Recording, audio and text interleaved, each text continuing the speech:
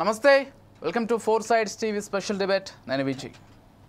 లోకేష్ గత కొద్ది సంవత్సరాల ముందు లోకేష్ అనగానే చాలామంది నోట్లో నాలుక లేని నాయకుడిగా మాత్రమే చూసేవారు. ఇంకా వైసీపీ నాయకులు కావచ్చు, లేకపోతే జగన్మోహన్ రెడ్డి, ఆ రోజు అదే పార్టీలో ఉన్నటువంటి షర్మిల కావచ్చు, వీళ్ళంతా లోకేష్కి పప్పు అనే ట్యాగ్ వేశారు. ఇక ఆయన సొంత నియోజకవర్గంలో అంటే ఏదైతే మంగళగిరిలో మొదటిసారి పోటీ చేశారో ఘోర పరాజయం పాలయ్యారు. కానీ ఆ తర్వాత లోకేష్ కంబ్యాక్ మామూలుగా లేదు. ఎందుకంటే రాష్ట్రంలోనే అత్యధిక మెజార్టీ సాధించారు. ప్రతిపక్షాలకి లేకపోతే ఆ రోజు ఉన్నటువంటి వైసీపీ అధికార పక్షానికి ఆయన విసిరినటువంటి సవాళ్ళు కావచ్చు, ఆ మాటల దాటి కావచ్చు, అంటే ఒక వ్యక్తి ఇంతలా మారగలరా, రాజకీయాల్లో ఇంత పరిపక్వత వస్తుందా అనేటువంటి విధంగా ఆయన చేంజ్ అయ్యారు. సో ఆయన మార్చుకుంటూ వచ్చినటువంటి తీరు ఖచ్చితంగా ప్రశంసనీయమనే చెప్పుకోవాలి. సరే, అధికారం లేకొచ్చాక ఏ విధంగా పరిపాలన చేస్తున్నారు, ఎంతవరకు ప్రజలకు మేలు చేస్తున్నారు, ఇవన్నీ పక్కన పెడితే యాజ్ ఏ పొలిటీషియన్ ఆయన మారినటువంటి తీరు మాత్రం ఖచ్చితంగా ప్రశంసనీయమనే చెప్పాలి. ఇకపోతే మహానాడు కార్యక్రమంలో దాదాపు అందరూ కూడా లోకేష్ని పార్టీ పగ్గాలు తీసుకోవాలని సీనియర్ మంత్రుల దగ్గర నుంచి, కొత్తగా వచ్చినటువంటి పార్టీలో కార్యకర్తల దగ్గర నుంచి, జూనియర్ నాయకులు కావచ్చు, లేకపోతే యంగ్స్టర్స్ కావచ్చు, ప్రతి ఒక్కరూ కూడా లోకేష్ని బాధ్యతలు తీసుకోవాల్సిందిగా ఒక ఒత్తిడి లేకపోతే వాళ్ళ దగ్గర నుంచి ఒక డిమాండ్ లాంటిది మాత్రం ఖచ్చితంగా వినిపిస్తోంది. మరి ఆయన పార్టీ బాధ్యతలు నిర్వహించగలరా, ఎంతవరకు ఒకవేళ టీడీపీ పగ్గాలు లోకేష్ చేతికి అప్పగిస్తే ఆయన ఎంతవరకు వాటిని సక్రమంగా నిర్వహించగలరు, ఇవన్నీ కూడా భవిష్యత్తుకు సంబంధించినటువంటి ప్రశ్నలే. ఇక ఇదే అంశానికి సంబంధించి ఈరోజు డిబేట్ కొనసాగబోతుంది. మనతో పాటు సిద్ధంగా ఉన్నారు మస్తాన్ రావు గారు, అనలిస్ట్, అదేవిధంగా విజయభాస్కర్ గారు టీడీపీ నుంచి, రామారావు గారు వైసీపీ నుంచి, ముగ్గురు కూడా. ముందుగా విజయభాస్కర్ గారితో ప్రారంభిద్దాం, ఎందుకంటే వారి పార్టీకి సంబంధించినటువంటి అంశం కాబట్టి. విజయభాస్కర్ గారు నమస్కారం అండి, గుడ్ ఈవినింగ్. విజయభాస్కర్ గారు ఒక్కసారి అన్మ్యూట్ చేస్తారా మీ ఆడియో? ఇక్కడ మైక్ సింబల్ ఉంటుంది, ఒక్కసారి దానిపైన ప్రెస్ చేస్తే ఓకే ఓకే అండి, రైట్. ఎలా చూస్తారండి? అంటే నేను అన్నట్లుగా డెఫినెట్గా కొద్ది సంవత్సరాల ముందుకు వెళ్తే లోకేష్ నేను ఖచ్చితంగా అంటే ఆయన సరిగ్గా మాట్లాడలేకపోతున్నాడు, ఎదుటి పక్షానికి ధీటైన జవాబు చెప్పలేకపోతున్నాడు అనేటువంటి ఒక స్థాయి నుంచి ఈరోజు ఆయన అత్యధిక మెజార్టీ పొందడం కావచ్చు, ఆయన మాటల ధాటి కావచ్చు, అన్నీ కూడా చేంజ్ అయ్యాయి. సో పప్పు అనేటువంటి ఒక ట్యాగ్ దగ్గర నుంచి ఈరోజు రెడ్ బుక్ రాజ్యాంగం అమలు చేస్తున్నారు అనేటువంటి ఒక స్థాయి వరకు ఆయన ఎదిగారు. అంటే ప్రతిపక్షాలు గతంలో మనం చూసుకున్నట్లయితే ఆ రోజు ఉన్నటువంటి అధికార పక్షం ఏం చెప్పిందంటే రెడ్ బుక్ రాజ్యాంగం ఇవన్నీ సోది, వీళ్ళు ఏం చేయగలరు అనేటువంటి మాట అన్నారు. కానీ ఈరోజు అదే రెడ్ బుక్ రాజ్యాంగం పేరు చెప్పి దీనితోటే రాజకీయం చేస్తున్నారు అని భయపడేటువంటి ఒక పరిస్థితికి వచ్చింది. సో ఎలా చూస్తారు, ఎదుగుదలని ఎలా చూస్తారు? ఒకవేళ పార్టీ భవిష్యత్తులో పూర్తిగా లోకేష్కి బాధ్యతలు అప్పగిస్తే ఆ రోజు ఏ విధంగా ఆయన నడిపించబోతున్నారు? మీరు ఆ పార్టీలో ఒక సభ్యుడిగా లేకపోతే నాయకుడిగా ఏం చెప్తారు లోకేష్ గురించి? మీకు నమస్కారం అండి, అలాగే ప్యానెల్లో సభ్యులందరికీ నమస్కారం. మీరు డిబేట్ నిర్వహిస్తున్న మీరు ఈరోజు ఫోర్ సైడ్స్ టీవీ తరఫున లోకేష్ బాబు గారు ఏ స్థాయి నుంచి ఏ స్థాయికి ఎదిగింది చాలా వివరణాత్మకంగా చెప్పారు. అందుకు మీ ఫోర్ సైడ్స్ టీవీకి ధన్యవాదాలు. మరి సమర్థవంతమైన నాయకుడిగా లోకేష్ బాబు గారు ఎదిగారని చెప్పేసి మీరు ఘంటాపదంగా చెప్పినందుకు many many thanks to you.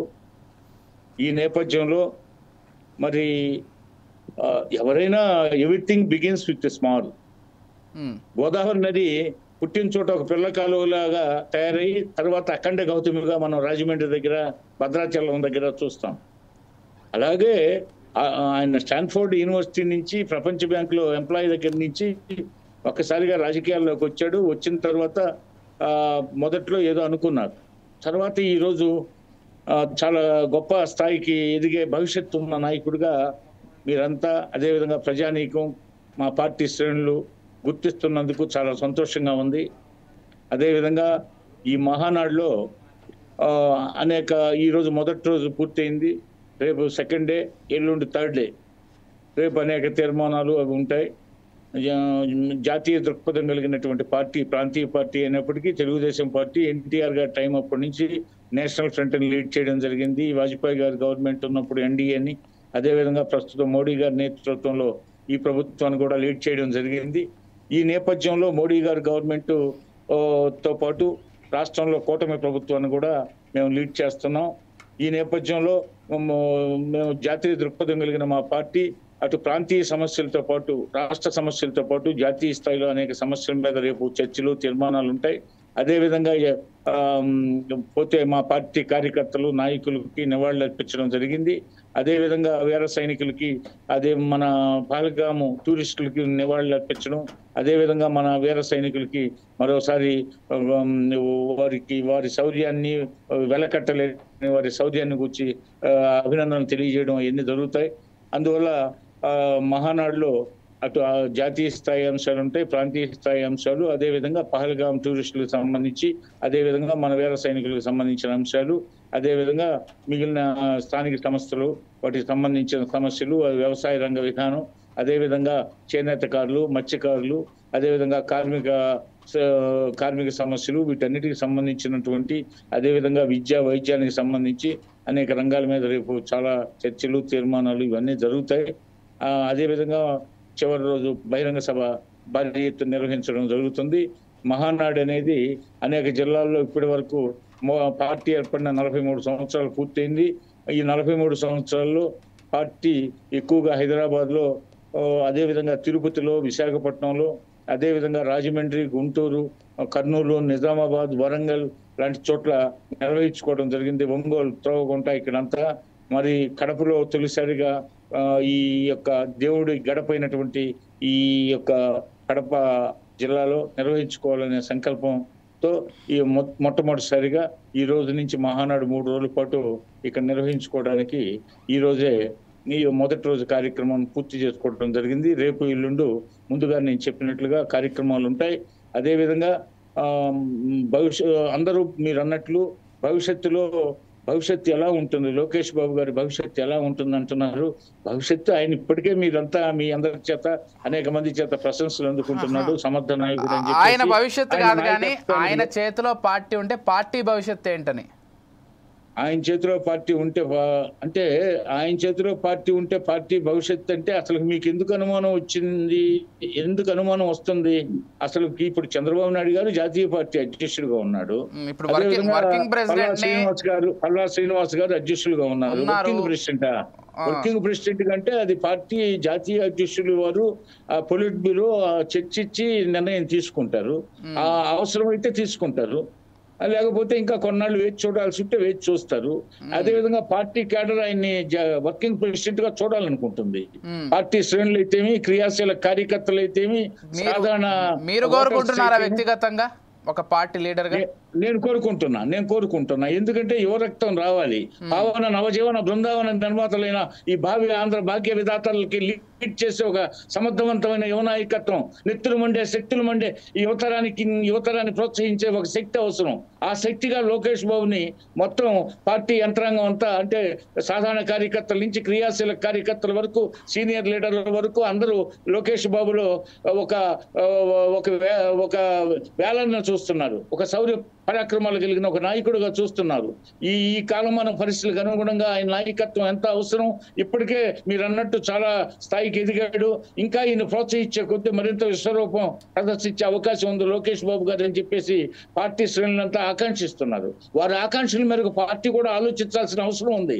Party అత్యున్నత విధాన నిర్ణాయక సంఘమైన పొలిట్ బ్యూరో ఆలోచించాలి, రాష్ట్ర పార్టీ ఎగ్జిక్యూటివ్ ఆలోచించాలి. రేపు తీసుకోబోయే నిర్ణయాల్లో లోకేష్ బాబు మరింతగా ప్రోత్సహిస్తే బాగుంటుందని చెప్పేసి ప్రజల ఆకాంక్షను మేము కూడా వ్యక్తిగతంగా తెలియజేస్తున్నాం. అది లోకేష్ బాబు గారికి సంబంధించేసి జనవాక్కు, ప్రజావాణి, మరి మా పార్టీ అంతర్గత సమావేశం ఇది. మా పార్టీకి సంబంధించిన అనేక విషయాలకు సంబంధించి మేము చర్చించుకుంటున్నాం. కాబట్టి లోకేష్ బాబు గారిని పార్టీ వర్కింగ్ ప్రెసిడెంట్ అంటే పార్టీకి సంబంధించిన విషయం. ప్రభుత్వంలో ఆయన మంత్రిగా ఉన్నారు, సముద్రుడైన మంత్రిగా ఉన్నారు. రెడ్ బుక్ అనేది మీరు చెప్పొద్దు, ఎందుకంటే అది రెడ్ బుక్ రాజ్యాంగం కాదండి. అది యువగళం పాదయాత్రలో 3300 చిల్లర కిలోమీటర్ల పాదయాత్ర అవిశ్రాంతంగా ఆయన నిర్విరామంగా పాదయాత్ర చేసిన సమయంలో ఆయన దృష్టికి బాధా సర్పదృష్టులు, అనాథానికి గురైన వాళ్ళు, అనాథలు, అభాగ్యులు, బాధా సర్పదృష్టులు, అదేవిధంగా దాడులకి దౌర్జన్యాలకు గురైన వాళ్ళు, పోతే ఇతర మాఫియాలను గుర్చి, పోతే అదేవిధంగా అధికారుల దుశ్చర్యలను గుర్చి, దౌర్జన్యాలను గుర్చి, రాజ్యాంగ రాజ్యాంగ వ్యతిరేక శక్తులను గురించి, చట్టాలకు వ్యతిరేకంగా చట్టాలను గౌరవించకుండా పనిచేసే ఉద్యోగస్తులను గురించి అనేక మంది చెప్పారు. వాటిని ఆయన నమోదు చేసుకున్నాడు. వేల సమస్యలు ఉన్నప్పుడు వాటిని నోట్ చేసుకున్నాడు. దాన్ని రెడ్ బుక్ రాజ్యాంగం అంటే మేము అంగీకరించాం. మీరు అంగీకరించకపోవచ్చు కానీ ప్రతిపక్షాలు అదే ముద్రను పదే పదే వేస్తున్నాయి. ఆ రెడ్ బుక్ రాజ్యాంగమే నడుస్తోందని ప్రతిపక్షాలు అదే చెప్తున్నాయి కదా. సబ్జెక్ట్ ఏం లేదు, సబ్జెక్ట్ ఏముంది వాళ్ళకి ఏం లేదు. ఇక్కడ తప్పులు ఉంటాయి కదా వాళ్ళు, అందుకని ఏదో ఒకటి పట్టుకొని ఊగులాడాల. సరే, ఒక్కసారి రామారావు గారితో మాట్లాడదాం. వైసీపీ పార్టీ నుంచి రామారావు గారు, ఒక్కసారి మీరు వీడియో ఆన్ చేసుకుంటే మాట్లాడదాం.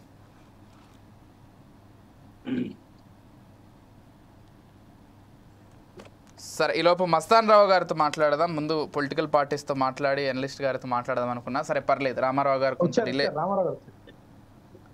Okay okay, yes Ramarao garu, మీరు ఎలా చూస్తారండి? అంటే నేను లోకేష్ని ఏదో ఎగ్జాక్చురేట్ చేసేసి పొగిడేసానని కాదు, కానీ యాజ్ ఏ పొలిటీషియన్ ఆయన డెఫినెట్గా గతంలో కంటే ఇప్పుడు మెరుగ్గా ఉన్నారు. గతంలో మాట్లాడడం రాదనేటువంటి ఒక స్థాయి నుంచి ఈరోజు మీ పక్షాలకు కావచ్చు, లేకపోతే ఇతర పక్షాలకు కావచ్చు, సమాధానం చెప్పేటువంటి అంటే మాటల తీరులో కావచ్చు, ఆయన నాయకత్వ లక్షణాల్లో కావచ్చు, కొంత మార్పు అయితే డెఫినెట్గా వచ్చింది. సరే, అది పార్టీని నడిపించేంతలా ఉందా లేదా అనేది మరో చర్చ. మీరు ఎలా చూస్తారు? ఇన్ కేస్ లోకేష్ గారికి బాధ్యతలు అప్పగిస్తే, లేకపోతే వర్కింగ్ ప్రెసిడెంట్గా చేస్తాను, ఇక్కడ ఎలాగో బీఆర్ఎస్కి కేటీఆర్ని వర్కింగ్ ప్రెసిడెంట్గా చేసి ఈరోజు దాదాపుగా కేసీఆర్ గారు పూర్తిగా పక్కన ఉండి మొత్తం కేటీఆర్ గారు చూసుకున్నటువంటి పరిస్థితే ఉంది బీఆర్ఎస్ పార్టీలో గమనించినట్లయితే. మరి తెలుగుదేశంలో కూడా చంద్రబాబు గారు కేవలం ప్రభుత్వానికి ముఖ్యమంత్రిగా పరిమితం అయ్యి పార్టీ మొత్తం బాధ్యతలు లోకేష్ గారికి అప్పగించే అవకాశం ఉందా? కార్యకర్తలు అదే కోరుకుంటున్నారా? ఈ చర్చలోకి వెళ్తే అసలు ఏం చెప్తారు మీరు? ఇక్కడ ఒక అంశం అండి జయ గారు, ఇది తెలుగుదేశం పార్టీ అంతర్గత వ్యవహారం వాస్తవంగా మాట్లాడితే. ఎందుకంటే తెలుగుదేశం పార్టీకి అధ్యక్షుడిగా, జాతీయ అధ్యక్షుడిగా చంద్రబాబు నాయుడు గారు ఉంటారా, లేకపోతే వాళ్ళ కుమారుడైనటువంటి లోకేష్ గారు ఉంటారా, లేకపోతే వాళ్ళ భార్య గారు అయినటువంటి భువనేశ్వర్ గారు ఉంటారా అనేది వాళ్ళు తెలుసుకోవాల్సినటువంటి అంశం. లేకపోతే బాలకృష్ణ గారు ఉంటారా మనకు తెలియదు కదా. మళ్ళీ నందమూరి వాళ్ళకి ఏమన్నా కొంతకాలం ఇస్తారా, వాళ్ళ వారసత్వ అంశాల్లో వాళ్ళు ఏం నిర్ణయం తీసుకోవడం మనకు తెలియదు. అట్లాగే మనం చూసాం ఈ మధ్య లోకేష్ బాబును మళ్ళీ డిప్యూటీ సీఎం చేయాలని చెప్పి ఒక వాదన టీడీపీలో కూడా పెట్టించారు. ఏది వీళ్ళంతా కూడా దావోస్ పర్యటన ఉన్న సందర్భంలో అక్కడ జనసేన వాళ్ళు ఒప్పుకోరులేండి. అదే ఇట్లా వాళ్ళు ఒక విధానంలో, ఎందుకంటే వారసత్వంగా లోకేష్ బాబుని ప్రెజెంట్ చేయాలనేది ఆయన తీసుకునే కదండి. ఎమ్మెల్సీగా ఇచ్చి మంత్రి ఇచ్చాడు పోయిన దఫానే, మళ్ళీ తర్వాత ఓడిపోయాడు, తర్వాత ఇప్పుడు ఎమ్మెల్యేగా గెలిచిన తర్వాత మళ్ళీ మంత్రి ఇచ్చారు. అంటే నా వారసుడు లోకేష్ అనేది ప్రజలకు అర్థమయ్యేటట్లుగా వాళ్ళు ముందుగానే మనకు ఒక మెసేజ్ అయితే ప్రజలకు ఇచ్చినటువంటి పరిస్థితి ఉంది. ఇది ప్రజలు ఎలా రిసీవ్ చేసుకుంటారో చూడాలి. ఎందుకంటే ఈ యొక్క ఆంధ్రప్రదేశ్లో ఈ వారసత్వ రాజకీయాలను ఎట్లా తీసుకుంటారనేది కూడా మనం చూడాలి. ఎందుకంటే గతంలో ఎన్టీ రామారావు గారు చేశారు, తర్వాత దాన్ని తెలుగుదేశం పార్టీ తరఫున అయిన చంద్రబాబు నాయుడు గారు వాళ్ళ అల్లుడు గారు తీసుకున్న తర్వాత మళ్ళా ఆయన తర్వాత నా కుమారుడు లోకేష్కి ఇస్తానంటున్నాడు, తర్వాత దేవాంష్కి ఇవ్వాలి కదండి. ఇట్లా దీనికి పార్టీ కానీ ప్రజలు కానీ ఏం తీర్పు చెప్తారు, ఏం నిర్ణయం చేస్తారు అనేది కూడా మనం ప్రాక్టికల్గా కొద్ది రోజులు కాలం గడిస్తే కానీ చెప్పలేనటువంటి పరిస్థితి ఉంది. ఏదేమైనా కూడా ఇది మంచి పద్ధతి కాదండి. ఎందుకంటే తండ్రి ముఖ్యమంత్రిగా ఉన్నప్పుడు కుమారుడి వల్ల మంత్రి అనేది ఇది చాలా ఇబ్బందికరమైనటువంటి అంశం కదండి. ఇప్పుడు అన్ని పదవులు వాళ్ళ ఇంట్లో తీసుకుంటే ఇక మిగతా అన్ని ప్రాంతాలకు సమతుల్యత, అన్ని రకాల అన్ని వర్గాలు, అన్ని కులాలు, అన్ని మతాలు అందరికి కూడా ప్రాధాన్యత ఇవ్వాలనేటువంటి అంశంలో ఇక్కడ ఒకే కుటుంబంలో పదవులు తీసుకుంటున్నారు కదా. పవన్ కళ్యాణ్ గారు కూడా అదే తప్పు చేస్తున్నారు. వారసత్వ రాజకీయాలకు మేము వ్యతిరేకం అని చెప్పి మరలా వాళ్ళ అన్న నాగబాబు గారిని ఎమ్మెల్సీ చేశారు, మంత్రి చేయాలని ప్రయత్నం చేస్తున్నారు కదండి. మరి అట్లాంటే వైఎస్ఆర్ గారు ఉన్నప్పుడు జగన్మోహన్ రెడ్డి గారు ఎంపీ అయ్యారు కదా. ఎంపీ అయ్యారండి, మంత్రి కాలేదు. ప్రభుత్వం ఎక్కడ జోక్యం చేసుకోలేదు. ఇక్కడ డిఫరెంట్ ఉంది. లోకేష్ బాబు కూడా మంత్రి పంపమన్నాడు, ఎవరికి అభ్యంతరం లేదు. అట్లాగే నాగబాబు గారిని కూడా ఢిల్లీకి ఎంపీగా పంపమన్నాడు, ఎవరికి అభ్యంతరం ఉండదు అక్కడ.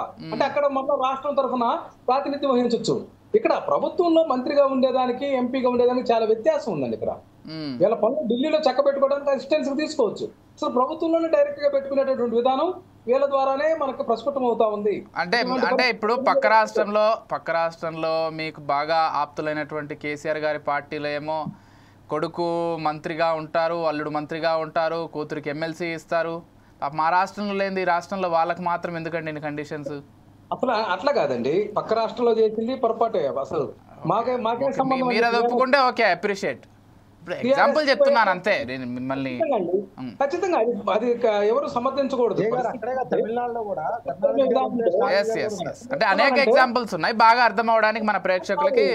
తెలంగాణ ఒకటండి, మన యొక్క ఆంధ్రప్రదేశ్ సంబంధించి మన ప్రాంతానికి సంబంధించి ఇదే మొట్టమొదటిసారిగా మనకు కనిపిస్తున్నటువంటి విచిత్ర వైఖరి 2014-19 జరిగింది, మరలా ఇప్పుడు జరుగుతుంది. తండ్రి కొడుకులు ఒకే మంత్రివర్గంలో. ఎగ్జాంపుల్ చెప్తాం, నరసింహారావు గారు అక్కడ ప్రధానమంత్రిగా ఉంటే వాళ్ళ అబ్బాయి ఇక్కడ మంత్రిగా ఉన్నారండి. తప్పే ఉందండి, ప్రధానమంత్రి కేంద్ర మంత్రి కాలేదు. అంటే కేంద్ర కేబినెట్ రాష్ట్ర కేబినెట్ అట్లా ఉండొచ్చు కానీ ఒకే కేబినెట్ లో ఉండకూడదు అనేది వారు చెప్తున్నారు. నేను అంటుంది అది ఒకే చోట అవసరం ఏంటండి, ఇక్కడ ఉన్నారు కదా, ఇంకా ఉన్నారు, ఇంకొకరు ఎవరైనా ఇచ్చే పరిస్థితి చేసుకోవచ్చు కదా. సామాజిక వర్గం అంతా కూడా మంత్రివర్గ కూర్పు అంతా సామాజిక వర్గం. అంటే రామారావు గారు స్టాలిన్ ముఖ్యమంత్రి, స్టాలిన్ కొడుకు లేదు అంటే రామారావు గారు అన్ని ఎక్కడున్నా తప్పే అంటున్నారులేండి. అట్లా కాదు రామారావు గారు, మీరు అట్లా కాదండి. అడాల్ఫ్ హిట్లరు తీసుకొస్తే ఎట్లా జపాన్ లో, అది కూడా మన భూభాగంలోనే ఉందంటారు. మీరు తెలుగుదేశం వాళ్ళు వితండవాదం కాదు, నిజంగా మనస్ఫూర్తిగా ఆలోచన చేయండి. రామారావు గారు అంటే రాజశేఖర్ రెడ్డి గారు ముఖ్యమంత్రి కాబట్టి వాళ్ళ అబ్బాయి జగన్మోహన్ రెడ్డి ఎంపీ అయ్యాడు. బెంగళూరులో ఉండి పోతే ఇవన్నీ నడిపాడు వ్యవహారాలన్నీ. అదే కదా ఆయన మీద పెద్ద అభియోగం. రామారావు గారు సరే విజయభాస్కర్ గారు ఇంటరప్ట్ అవ్వడం ఎందుకులేండి. విజయభాస్కర్ గారు ముఖ్యమంత్రి రెడ్డి చేత రాజీనామా చేయించాడు. తను ఎంపీ కావడానికి అందరిలో పెద్ద మనిషిగా గుర్తింపు ఉన్నటువంటి వైఎస్ వివేకానంద రెడ్డి తన బాబాయ్ చేత రాజీనామా చేయించి ఈయన పోటీ చేశాడు. అది కరెక్ట్. సరే విజయభాస్కర్ గారు ప్లీజ్ ఒక్క నిమిషం. అట్లా కాదు రామారావు గారు, మీరు కేవలం కేబినెట్ లో మంత్రిగా ఉంటేనే ఇదైపోతున్నారు. వాళ్ళ పార్టీ కార్యకర్తలు ఏకంగా ఆయన ముఖ్యమంత్రిగా చూడాలని కోరుకుంటున్నారు. వినలేదా అంటే నేనైతే విన్నాను. ఇక్కడ ప్రధానమంత్రి చేయమని నేనేమంటున్నానంటే, చంద్రబాబు నాయుడు గారు ముఖ్యమంత్రిగా ఉంటే అదే కుటుంబంలో వ్యక్తి మంత్రి ఎందుకు? చంద్రబాబు నాయుడు గారు దిగిపోతే ముఖ్యమంత్రి ఎక్కించండి, మనమే కాదండి. దానికి నేను అభ్యంతరం చెప్పట్లే. ఇక్కడ కానీ టెక్నికల్ గా పాసిబుల్ అవుతోంది కదా, మేము చేసుకుంటాం, తప్పేముంది అనుకుంటున్నారు వాళ్ళు. ఈ రోజు మన డిబేట్ ఎజెండా ఏంటండి? ఈ రోజు మన డిబేట్ ఎజెండా మహానాడు, లోకేష్ బాబు భవిష్యత్తు, వాటి మీద కదా. అవునవును. మరలా మనం ఎక్కడికో వెళ్ళిపోతున్నాం. ఆ విధంగా మాట్లాడుకుంటే కమ్యూనిస్టులు అసలు వారసత్వ రాజకీయాలు అంగీకరించరు. కమ్యూనిస్ట్ కంట్రీస్ లో కూడా వారసులు వస్తున్నారంటే వాళ్ళ సమర్థత ఉంటే రాకూడదని తప్పే ఉంది. రాకూడదు అనేది ఏం లేదు. ప్రజాస్వామ్యంలో ఒక విషయం, ఈ ప్రజాస్వామ్యంలో ప్రజల ఆకాంక్షల మేరకు తప్పదు కదా. బలవంతంగా రుద్దితే తప్పు, కానీ ప్రజలు గెలిపించుకొని మంత్రులు అయితే తప్పేం లేదు. బలవంతంగా రుద్ది ఇప్పుడు గతంలో ఎమ్మెల్సీని చేసి మంత్రిని చేస్తే దాదాపు చాలా మంది అని ఒప్పుకోలేదు. సరే ఈరోజు ఆయన ఎమ్మెల్యేగా గెలిచారు, మినిస్టర్ అయ్యారు, టెక్నికల్గా అన్నీ జరుగుతున్నాయి, రాజ్యాంగపరంగానే జరుగుతున్నాయి. ఎథిక్స్ అని మాట్లాడుతున్నామా? ఇక ఎథిక్స్ మాట్లాడుకున్నట్లయితే మరి దాదాపు అన్ని ప్రాంతీయ పార్టీలు కూడా అదే చెప్తున్నారు. తాను పార్లమెంట్ స్థానానికి పోటీ చేసింది, వెనక ఎవరు ఉండి నడిపించారు? సరే మస్తానరావు గారితో మాట్లాడదాం. ప్రవేశపెట్టారు. అదేవిధంగా వైఎస్ వివేకానంద రెడ్డి బాబాయిని హత్య చేయించింది ఎవరు? రాజకీయ భవిష్యత్తు లేదు అసలు లేదు. విజయభాస్కర్ గారు డైవర్ట్ అవుతుంది టాపిక్, అవన్నీ వద్దులేండి. డైవర్ట్ అవుతుందని ముందే గుర్తు చేసే టాపిక్. సరే వారు అడుగుతున్నారు ఒకే పార్టీలో ఉండి ఇద్దరికి మంత్రి పదవులు ఇవ్వకూడదు. సరే ఎంత పక్కన పెడితే వర్కింగ్ ప్రెసిడెంట్ గా చేస్తే మరి ఎవరు ప్రజాస్వామ్యం అండి, ప్రజల ఆకాంక్షల మేరకు ఒక పార్టీలో పార్టీ శ్రేణుల అభిమతం మేరకు. సరే రైట్. సరే ఒకసారి మస్తానరావు గారితో మాట్లాడదాం. మస్తానరావు గారు గుడ్ ఈవినింగ్ అండి. Good evening. సరే వాళ్ళ అభిప్రాయాలు ఏమైనప్పటికీ మీరు ఎలా చూస్తారు? లోకేష్ ప్రస్థానాన్ని కావచ్చు, మహానాడులో ప్రధానంగా ఇది ఒక డెసిషన్ తీసుకోబోతున్నారు అనేటువంటి ఒక చర్చ ప్రధానంగా నడుస్తుంది. ఆయన వర్కింగ్ ప్రెసిడెంట్గా చేసి పార్టీ బాధ్యతలు పూర్తి స్థాయిలో అప్పగించాలని కార్యకర్తలు కూడా అదే కోరుకుంటున్నారని. ఎందుకంటే ఇటీవల కాలంలో లోకేష్ ఎక్కడైనా సభలకు వెళ్ళినా కానీ ఎక్కడికి వెళ్ళినా కానీ ఆయన్ని ముఖ్యమంత్రిగా కావాలని కింద ఉన్నటువంటి కార్యకర్తలు పదే నినాదాలు చేస్తున్నారు. మరి ఇక్కడ వాళ్ళ వర్గమే చెప్పిస్తుందో లేకపోతే కార్యకర్తలు మనస్ఫూర్తిగా చెప్తున్నారనేది మనకు తెలియదు, కానీ నినాదాలు అయితే వినిపిస్తున్నాయి. మీరు ఎలా చూస్తారు? లోకేష్ భవిష్యత్తు కానీ లేకపోతే లోకేష్ పార్టీ బాధ్యతలు తీసుకుంటే పార్టీ భవిష్యత్తు కానీ ఎలా ఉండబోతోంది ఏంటి? Good evening. ఫోర్ సైడ్ వీక్షకులకు విజయభాస్కర్ గారికి, రామారావు గారికి కూడా. ఇప్పుడు మహానాడు అనేది తెలుగుదేశం పార్టీ అంతర్గత వ్యవహారం అని ఇందాక రామారావు గారు కూడా చెప్పారు. సో అంతర్గత వ్యవహారం అయినప్పుడు వాళ్ళ పార్టీ కార్యకర్తలు, నేతలు, సీనియర్ 43 ఏళ్ళ నుంచి ఉన్న వాళ్ళు కూడా ఉన్నారు. ఇప్పుడు కూడా మహానాడులో 7 సార్లు ఎమ్మెల్యే కూడా ఉన్నారు.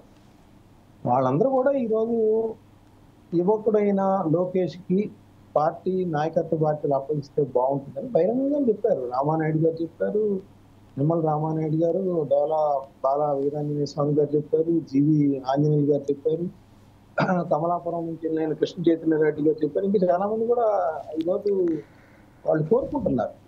ఏంటి అంటే అసలు ఆల్రెడీ నేననేది ఏంటంటే పార్టీ అధ్యక్షుడికి ఎంత ప్రాధాన్యత ఉంటుందో జనరల్ సెక్రటరీకి అంతే ప్రాధాన్యత. ఆల్రెడీ లోకేష్ గారు జాతీయ ప్రధాన కార్యదర్శిగా ఉన్నారు.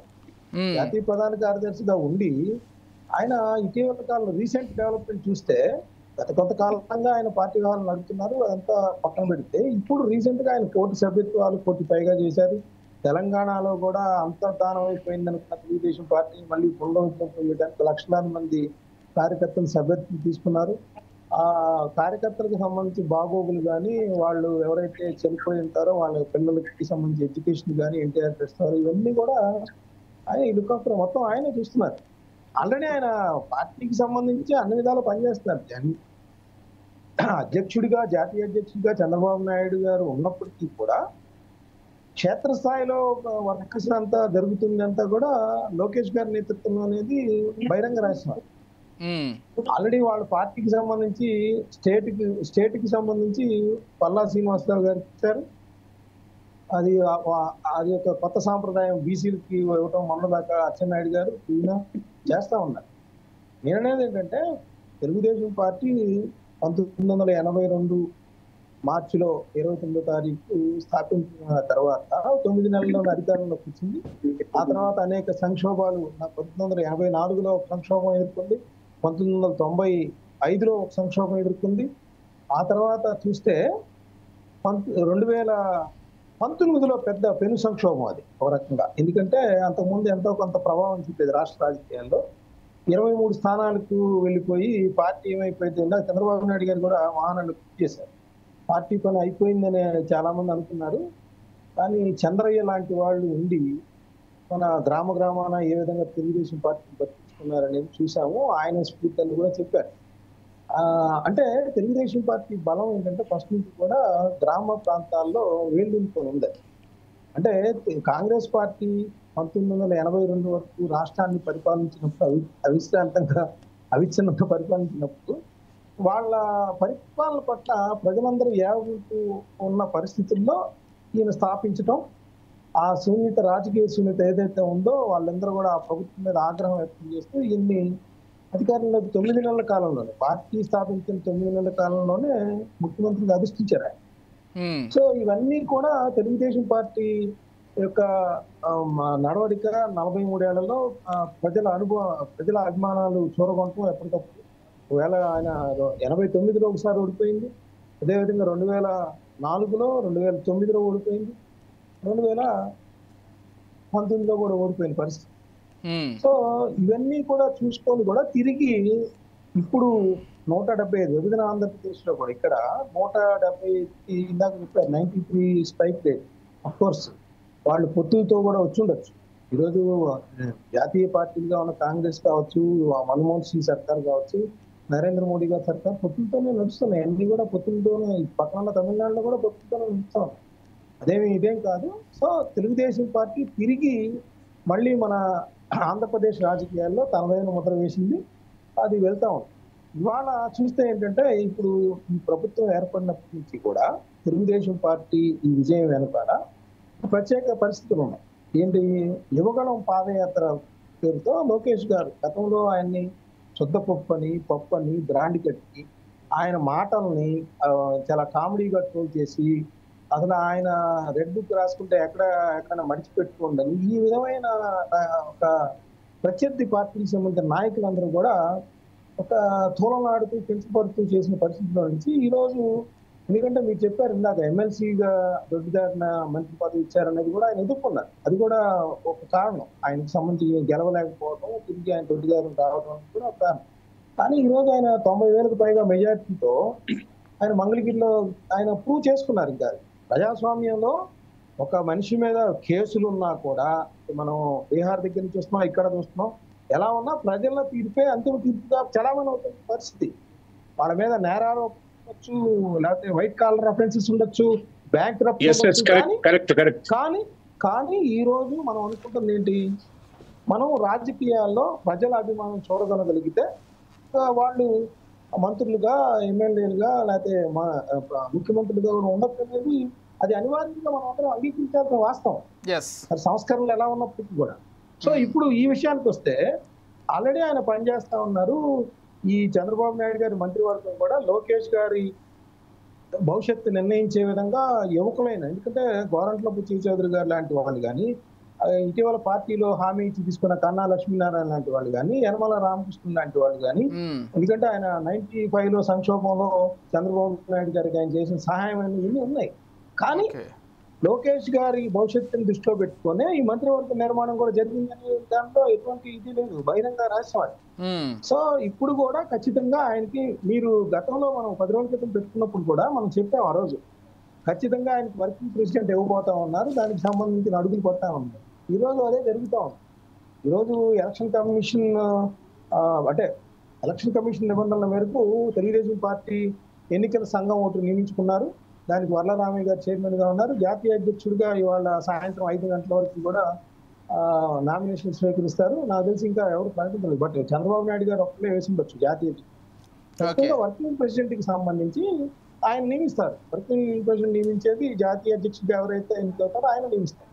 సో అది జరుగుతుంది. నాకు తెలిసి రేపు ఎల్లుండిలో అది ఖచ్చితంగా ఏదైతే కార్యకర్తలు, నేతలు కోరుకుంటా ఉన్నారో అది జరిగిద్ది. ఇంకోటి కూడా ఏంటంటే, ఈ రోజు మహానాడులో స్పీచ్ అంటే లోకేష్ గారు స్పీచ్ ఇస్తే, గతంలో ఆయన ఎన్నికల స్పీచ్ కి కొంత పరిమితి కనిపించినట్టుగా కనిపిస్తాం. నాయకులు, కార్యకర్తలు, వాళ్ళకి సంబంధించిన వ్యవహారాలు, పార్టీని ఎలా ముందుకు తీసుకెళ్లాలనేది ఆయన చెప్తా వచ్చారు. పైగా ఆయన 6 శాసనాలు అన్నారు. శ్రీశక్తి, యువగళం, కార్యకర్తే అధినేత, తెలుగు జాతి విశ్వవిఖ్యాతి, అన్నదాతకు అండగా, పేదల సేవల్లో సోషల్ రీఇంజనీరింగ్. ఈ సూపర్ 6 వేరు, ఈ 6 శాసనాలు వేరు. దీన్ని దిశగా తీసుకువెళ్తాం పార్టీని. ఖచ్చితంగా రాబోయే కాలంలో మరింత బలోపేతం చేసుకుంటాము, ఎన్టీ రామారావు గారి ఆశయాలను కొనసాగిస్తామని చెప్పారు. మస్తాన్ రావు గారు ఇంకొక విషయాన్ని కూడా ప్రధానంగా ప్రస్తావించాలి లోకేష్ గారి విషయంలో. గతంలో ఏ పార్టీ ఉందా లేకపోతే కార్యకర్తలకు అండగా ఇదంతా పక్కన పెడితే, లోకేష్ మాత్రం ఆయన ప్రసంగించిన ప్రతిసారి పార్టీ కార్యక్రమాలకు సంబంధించి కార్యకర్తల విషయంలో చాలా నిక్కచ్చిగా ఉన్నాం, కార్యకర్తలు చాలా జాగ్రత్తగా చూసుకుంటాం, వాళ్ళకి ఇన్సూరెన్స్లు కావచ్చు, లేకపోతే వాళ్ళపైన ఎవరైనా చేవేసినా కానీ ఊరుకునే ప్రసక్తి లేదు, కార్యకర్తల్ని చాలా జాగ్రత్తగా చూసుకుంటామంటూ ఆయన పదే ఉద్ఘాటిస్తున్నారు. అంటే పార్టీ కార్యకర్తలకు సంబంధించి ఆయన వే ఆఫ్ ఎక్స్ప్రెషన్ అయితే చాలా క్లియర్ కట్గా ఉంది. సో దీన్ని కూడా మెచ్చుకోవాల్సి ఉంటుందేమో. ఇప్పుడు అన్ని పార్టీల నాయకులు కూడా కార్యకర్తలు బాగా చూసుకుంటారు, నేను కాదనట్లేదు, కానీ ఈయన ఆ విషయాన్ని పదే హైలైట్ చేస్తూ అయితే వస్తున్నారు. కాదండి, ఇప్పుడే కాదు, జగన్మోహన్ రెడ్డి గారు మాస్ లీడర్ అని అందరూ అంటారు. ఆయన మాస్ లీడర్ తగ్గ స్థాయిలో, అంటే అది ప్రజాస్వామ్య పరంగా కొంత అబ్జెక్షన్స్ ఉన్నప్పటికీ ఆయన గతంలో మీరు ఎలక్షన్స్ ముందు ఒక వాగ్దానం లాగా ఆయన పిలిపించారు, గమనించే ఉంటారు. ఏంటంటే, ఈ ప్రభుత్వం అరాచకాలు, అన్యాయాలు చేస్తూ మీ మీద ఎన్ని కేసులు అయితే పెట్టించుకోండి, ఎక్కువ కేసులు పెట్టించుకున్న వాళ్ళు వాళ్ళకి ప్రయారిటీ ఇస్తామని, అంటే కేసులను ఎదుర్కోండి మీరు, ఈ ప్రభుత్వం వైఎస్ఆర్సీపీ ప్రభుత్వం అంటే తగ్గకండి అని ఉత్సాహం ఇవ్వడానికి నేను జస్ట్ గుర్తు చేస్తాను ఆయన అన్నది. సో ఇంకోటి కూడా చెప్పాడు, అదే రీతిలో మేము రెడ్ బుక్ రాస్తా ఉన్నాం, ఎవరైతే చట్ట వ్యతిరేకంగా ఈ ప్రభుత్వంలో ఉన్నారో అధికారులు కావచ్చు, నేతలు కావచ్చు, మేము అధికారంలోకి వస్తే కనుక చట్ట వ్యతిరేకంగా ఉన్న వాళ్ళని చట్టబద్ధంగా న్యాయస్థానాలు బోర్డులు ఎక్కించి వాళ్ళకి శిక్ష పడేలా చేస్తామని కూడా చెప్పారు ఆ రోజు. అందరూ కూడా ఆయన్ని కొద్దిగా హాస్యాస్పదంగా తీసుకున్న పరిస్థితి. కానీ ఈ రోజు అదే నిజమైంది. జగన్మోహన్ రెడ్డి గారితో సహా నిత్యం రెడ్ బుక్ గురించి మాట్లాడాల్సినటువంటి పరిస్థితి తెచ్చారు ఈ రోజు.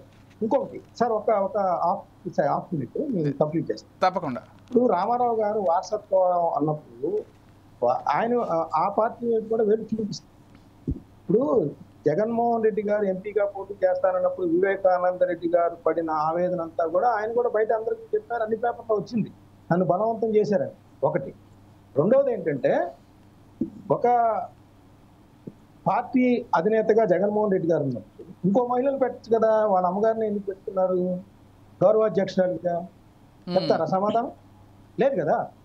సో ప్రాంతీయ పార్టీలు అనేది కుటుంబ పరంగా ఉంటాయి అనేది మనం వాస్తవం అంగీకరించాలి. అది వైఎస్ఆర్సీపీ కావచ్చు, తెలుగుదేశం కావచ్చు, డిఎంకే కావచ్చు, టిఆర్ఎస్ కావచ్చు, బీఆర్ఎస్ గా మారిన వీళ్ళందరూ కూడా కావచ్చు. మనం వారసత్వ రాజకీయాలు అనేది ఉంటాయి. అది దానిలో ఉండకుండా ఎందుకున్నాండి చేశారు. మనం వాళ్ళ ఎంపీ అయితే పర్లేదా, ఏం మంత్రి అయితే కాదా, వీళ్ళకి మంత్రి అయితే కరెక్ట్ అనుకుంటున్నారేమో. ప్రజలు అంగీకరిస్తున్నారనేది పాయింట్. రెండోది ఏంటంటే మీరు మాట్లాడారు నెక్స్ట్ మీరే సార్, అబ్బా కొడుకులు ఉంటాం ఎందుకు మీకు అర్థం కావట్లేదు. పార్టీలో పెట్టుకోమన్నాడు, ఐదుగురు పెట్టుకోమన్నాడు. అంటే రామారావు గారు ఇప్పుడు మన ప్రజాస్వామ్యం గాని రాజ్యాంగం గాని ఇలా ఉండకూడదని అయితే చెప్పట్లేదు కదా. ఉండకూడదని చెప్పలేదు. ఇంకేముంది, వాళ్ళు అదే మాట్లాడతారు. ఇప్పుడు టీడీపీ వాళ్ళు అదే అడుగుతారు కదా. సార్ ఒక విషయం సార్, మస్తారావు గారు చెప్పండి. ఇప్పుడు ఒక్క నిమిషం మస్తారావు గారు కంక్లూడ్ చేసిన తర్వాత మాట్లాడు. మస్తారావు గారు చెప్పండి అర్థమయ్యేలా. సార్ విజయ్ గారు, ఈ ప్రభుత్వం కనుక జగన్మోహన్ రెడ్డి గారిని అరెస్ట్ చేస్తే గతంలో లాగా షర్మిల గారు లేరు, విజయలక్ష్మి గారు లేరు, ఎవరని పేరు వస్తుంది చెప్పండి, మీరు చెప్పండి. అఫ్ కోర్స్ భారతి గారు, వారు కూడా చెప్తారు అదే మాట. మరి ఏంటి అది, ఏంటి లేరా, సమర్థులు లేరా? రామచంద్రారెడ్డి గారు ఉన్నారు, పెద్దిరెడ్డి గారు ఉన్నారు, బొత్స సత్యనారాయణ గారు ఉన్నారు, వాళ్ళ పేర్లు ఎందుకు రావు? అదే కదా. వీళ్ళ పార్టీలో మాత్రం ఇప్పుడు రామ్మోహన్ నాయుడు కావచ్చు, లేకపోతే పరిటాల శ్రీరామ్ కావచ్చు, యంగ్ లీడర్స్ ఉన్నారు, యంగ్ లీడర్స్ ఉన్నారు, లేఖలు కాదు. ఏ పార్టీ అయినా ప్రాంతీయ పార్టీల్లో కుటుంబ పరిపాలన ఉంటది, అది మనం అది అంగీకరించాలని వాస్తవం అని చెప్తున్నా నేను. అవును, నేషనల్ పార్టీల్లో ఇప్పుడు జవహర్లాల్ నెహ్రూ, ఇందిరాగాంధీ, రాజీవ్ గాంధీ, రాహుల్ గాంధీ ఇప్పుడు ప్రతిపక్ష నాయకుడు. విజయ్ భాస్కర్ గారు అంటే ఒక సామాన్య మనిషిగా లేకపోతే సామాన్య సిటిజన్ గా నేను చెప్పేది ఏంటంటే, దీనికి భిన్నంగా జరగాలని కోరుకుంటున్నాం మేమందరం. కుటుంబ రాజకీయాలు కాకుండా వాళ్ళు రావద్దు అని చెప్పట్లేదు, ఇతరులకు కూడా అవకాశం ఇస్తే బాగుంటుంది అనేది నా అభిప్రాయం.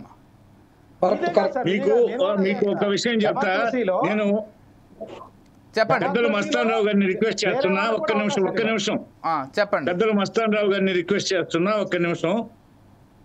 పోతే నేను ఉత్తర కొరియాకి వెళ్ళా ప్రపంచ మహాసభకి.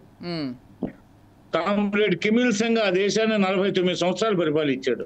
మళ్ళా వాళ్ళ అబ్బాయి వచ్చాడు, ఆయన 19 సంవత్సరాలు 17 సంవత్సరాలు పరిపాలించాడు.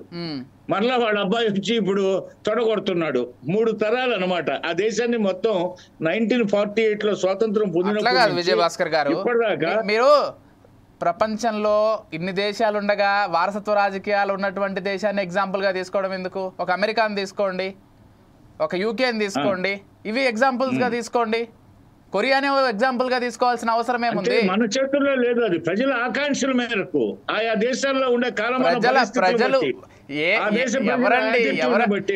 ఒకే కుటుంబం నుంచి రాజకీయాలు చేయాలనేటువంటి విషయాన్ని ఎవరు అంగీకరిస్తారు? ఏ ప్రజలు అంగీకరిస్తారు? హార్డ్ కోర్ కార్యకర్తలు అంత అభిమానం ఉంటే అంగీకరిస్తారేమో, కానీ సామాన్య ప్రజానీకం ఎవరు కావాలనుకుంటారు ఒకే పార్టీ నుంచి కావాలని? ప్రతి సామాన్యుడు కూడా లీడర్ గా ఎదగాలనేటువంటిదే కదా మన రాజ్యాంగం యొక్క స్ఫూర్తి. రాజశేఖర రెడ్డి గారి కుటుంబంలో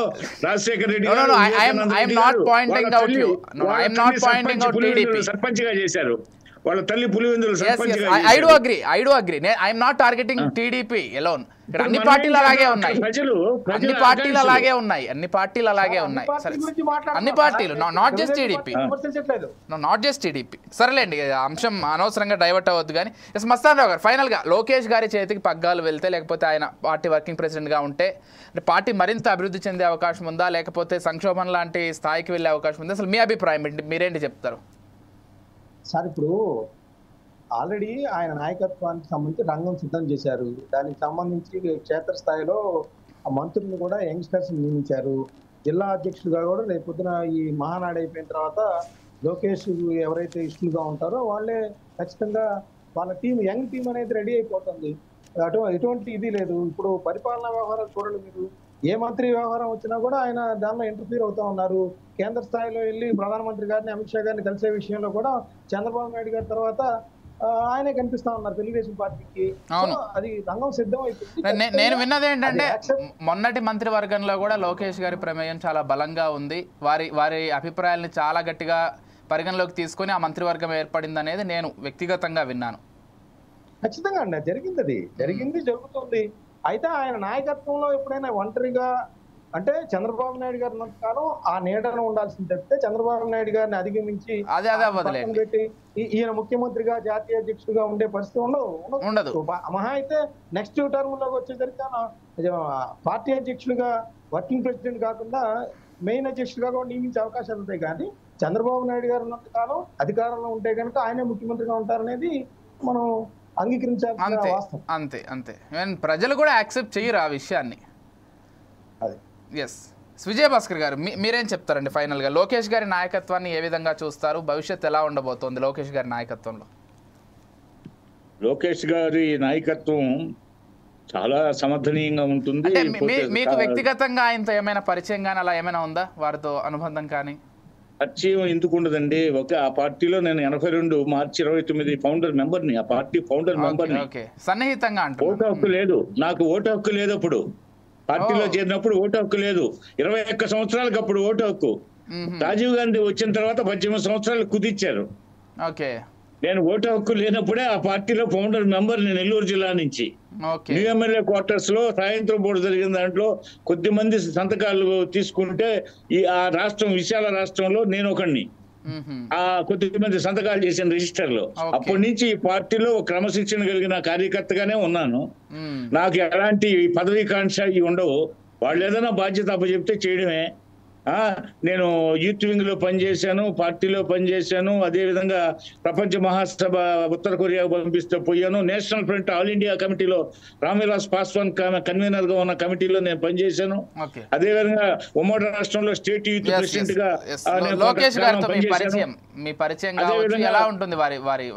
industries housing board electricity board director గా పనిచేశాను. ఆ పార్టీలో సీనియర్ మెంబర్ని నేను.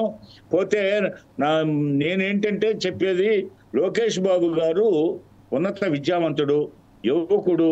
పోతే జనరేషన్స్ పార్టీ పుట్టి 43 ఏళ్ళు పూర్తయింది. వాళ్ళ నాన్న చాలా దక్షతలు కలిగినటువంటి ముఖ్యమంత్రి అని పేరు తెచ్చుకున్నాడు. పుత్రోత్సాహం తండ్రికి పుత్రుడు జన్మించినప్పుడు కాదని మనకు సూక్తుంది. ఈ రోజు సమర్థవంతమైన కొడుకుగా ఆయన కూడా ప్రశంసలు అందుకుంటున్నాడు చంద్రబాబు నాయుడు గారు. ఆ పుత్రుడిని 10 మంది కొనియాడుతుంటే చక్కటి కుర్రోడు, మంచి భవిష్యత్తు ఉన్న కుర్రోడు, చక్కగా పార్టీని నడుపుతున్నాడు. ప్రభుత్వంలో కూడా విద్యాశాఖ మంత్రిగా గొప్పగా చేస్తున్నాడు, ఐటీ మంత్రిగా కూడా అని చెప్పేసి ప్రశంసలు అందుకుంటున్నాడు. ఇది ప్రజలలో, కార్యకర్తల్లో, పార్టీ శ్రేణుల్లో, నాయకత్వంలో ఉరకలెత్తే ఉత్సాహాన్ని ఇస్తుంది. ఈయనకి భవిష్యత్తు చాలా కాంతివంతంగా ఉండాలని, భవిష్యత్తులో వీరి రాజకీయ జీవితం 3 పువ్వులు 6 కాయలుగా వర్తిల్లాలని చెప్పేసి వీరి జీవితానికి పోతే మంచి వీరికి ఆయురారోగ్యాలు భగవంతుడు ప్రసాదించాలని, వీరికి ఇంకా ప్రోత్సాహం లభించాలని చెప్పేసి ప్రజలు, కార్యకర్తలు లక్షలాది మంది, కోట్లాది మందిగా కోరుతున్న సందర్భంలో మహానాడు జరుగుతుంది. వీరికి మహానాడు ఒక మలుపునిస్తుందని పార్టీ క్యాడర్ అంతా ఎదురు చూస్తుంది. ఆ శుభతరుణం ఆసనం అయితే సంతోషించేవాళ్ళు నేను ఒకడిని. రామారావు గారు, మీరు ఫైనల్ గా ఏం చెప్తారండి? చెప్పారు కదా చాలా క్లియర్ గా. అండి వాళ్ళు ఎట్లా చేసుకుంటారనేది మనం కాదంటారు. నేనేమంటానంటే మీరు చెప్పిన విధానమే. మనం ఇక్కడ చర్చా వేదికలో మేధావర్గంగా మస్తాన్ రావు గారు కానీ మీరు కానీ ఇప్పుడు ఒక విధానం ఏంటంటే ఆ ఒక్క కేబినెట్ లో ఉన్నారని ఆ ప్రభుత్వంలో పదవులు లిమిటెడ్ కదండి, 25 మంది తప్పితే ఉండరు కేబినెట్. ఆ విషయాన్ని మనం ప్రస్తావించాం. అంతేగాని ముఖ్యమంత్రి కొడుకు ఆయన హవా, ఆయన పలుకుబడి ఎట్లా ఉంటుంది మంత్రి కాకపోయినా కూడా అని డైరెక్ట్ గా మంత్రి తీసుకొచ్చేటటువంటి సాహసం చేస్తున్నటువంటి రాజకీయ పార్టీల వైఖరిని కూడా ప్రశ్నించాలనేది నాకు అంటే అట్లా కాదు. అంటే నేను అడిగేది ఏంటంటే సమర్థవంతుడైతే ఇవ్వడంలో తప్పేం లేదు కదా. ఇప్పుడు వారసత్వం ఉంది అనేటువంటి ఒక కారణంతో పక్కన పెట్టడం కూడా కరెక్ట్ కాదు కదా. ఇప్పుడు రామారావు గారు 2 వర్షన్స్ ఉంటాయి. వారసత్వం ఉంది అనేటువంటి ఒకే ఒక్క కారణంతో ఇవ్వడం ఒక వర్షం అయితే, వారసత్వం ఉంది కాబట్టి అసలు ఏ పదవి ఇవ్వకూడదు అనేది కూడా కరెక్ట్ కాదు. అతను సమర్థుడైతే ఇవ్వడంలో తప్పేముంది? విజయభాస్కర్ గారు నేను మాట్లాడతాను. డాక్టర్ కావడంలో తప్పే ఉంది. నేను మాట్లాడుతున్నాను. విజయభాస్కర్ గారు వారిని చెప్పనివ్వండి. యాక్టర్ కావడంలో తప్పే ఉంది. వారిని చెప్పనివ్వండి. రామారావు గారు లోకేష్ బాబు గారు సమర్థవంతుడైతే చంద్రబాబు నాయుడే మానుకొని ఆయన సలహాలు ఇస్తూ యువకుడిని సీట్లో కూర్చోబెట్టి అట్లా కాదు. ఇప్పుడు ఆ సమర్థత ఐటీ శాఖ మంత్రిగా మాత్రమే ఉందేమో, ముఖ్యమంత్రిగా లేదేమో. సమర్థత ఐటీ శాఖ మంత్రిగా మాత్రమే ఉందేమో, అందుకే అక్కడికే పరిమితం చేశారేమో. ఇప్పుడు అడ్జస్టబుల్ మెంటాలిటీకి వచ్చేసాము. చంద్రబాబు నాయుడు గారు చాలా కాలం కష్టపడ్డ తర్వాత ముఖ్యమంత్రి అయ్యాడు. ఆయన మంత్రి చేశాడు, పార్టీ జనరల్ సెక్రటరీ చేశాడు, తర్వాత ముఖ్యమంత్రి అయ్యాడు. లోకేష్ బాబు గారు ఇటీవల 10 సంవత్సరాలుగా రాజకీయాల్లోకి వచ్చిన తర్వాత అంచెలంచెలుగా ఎదుగుతున్నాడు. ఫైనల్ గా రామారావు గారు మీరు కంక్లూడ్ చేసేయండి, క్లోజ్ చేద్దాం. నేను క్లెయిమ్ చేసేది ఏంటంటే జగన్మోహన్ రెడ్డి గారి ప్రభుత్వంలో మనకి వేదకాలం నుంచి చూడండి, భాస్కర్ గారు, విజయభాస్కర్ గారు డాక్టర్, ఇంజనీర్ కొడుకు ఇంజనీర్. విజయభాస్కర్ గారు అది వేదకాలంలో లేండి. ఈరోజు కలియుగంలో ఉన్నాము, ఇంత అడ్వాన్స్డ్ గా ఉన్నాము. అలా ఉండాల్సిన అవసరం ఏం లేదు. అలా ఉండాల్సిన అవసరము లేదు. డాక్టర్ కొడుకు ఇంజనీర్ అవుతున్నాడు, ఇంజనీర్ కొడుకు డాక్టర్ అవుతున్నాడు, సిఏ కొడుకు డాక్టర్ అవుతున్నాడు. బలవంతంగా రుద్దడం కరెక్ట్ కాదంటున్నాను. నాయుడు గారు రాజకీయవేత్త అని చెప్పి ఆయన కొడుకు అభిరుచిని ఆయన కాదనలేడుగా. డెమోక్రసీ కదా ఆయన. విజయభాస్కర్ గారు ఒకవేళ సమర్థత ఉండి అయితే ఎవరు కాదనట్లేదు. కానీ ఈ దేశంలో చాలా మంది రాజకీయ నాయకులు ప్రజలకు ఇష్టం ఉన్నా లేకపోయినా వాళ్ళ కొడుకుల్ని బలవంతంగా రుద్ది మంత్రులు చేస్తున్నటువంటి రాజకీయ పార్టీలు అనేకం ఉన్నాయి. ఇప్పుడు మీ పార్టీ నేను పేర్కొన్నాను, కానీ అలా కూడా జరుగుతోంది. దాన్ని తప్పంటున్నాను అంతే. ఇప్పుడు సమర్థత ఉండి మంత్రి అయితే కాదనేటువంటి హక్కు ఎవరికీ లేదు. అసలు అది ఎవరు మాట్లాడరు కూడా. థ్యాంక్ యూ రామారావు గారు, థ్యాంక్ యూ విజయభాస్కర్ గారు, థ్యాంక్ యూ మస్తాన్ రావు గారు, థ్యాంక్ యూ సో మచ్ అండి డిబేట్లో పార్టిసిపేట్ చేసినందుకు. మొత్తంగా మహానాడు వేదికగా లోకేష్కి పూర్తి బాధ్యతలు అప్పగించబోతున్నారా, పార్టీ తరఫున వర్కింగ్ ప్రెసిడెంట్ చేయబోతున్నారా అనేది ప్రస్తుతం సర్వత్రా జరుగుతున్నటువంటి చర్చ. డెఫినెట్గా పార్టీ కార్యకర్తలు కావచ్చు, పార్టీ నాయకులు కావచ్చు ఆ విషయాన్ని చాలా బలంగా కోరుకుంటున్నట్లుగా మనకు డిబేట్లో కూడా స్పష్టంగా అర్థమవుతోంది. చూద్దాం, ఒకవేళ పూర్తి స్థాయిలో వర్కింగ్ ప్రెసిడెంట్గా లోకేష్ బాధ్యతలు తీసుకున్నట్లయితే ఆ రోజు పార్టీ పరిస్థితి ఏ విధంగా ఉండబోతోంది, మరింతగా విస్తరించబోతున్నారా లేకపోతే పార్టీ మళ్ళీ డీలా పడబోతోందా, ఇవన్నీ కూడా సమీప భవిష్యత్తులో చూడాల్సినటువంటి అంశాలు. ఇది వాళ్ళ special debate. Keep watching 4 Sides TV.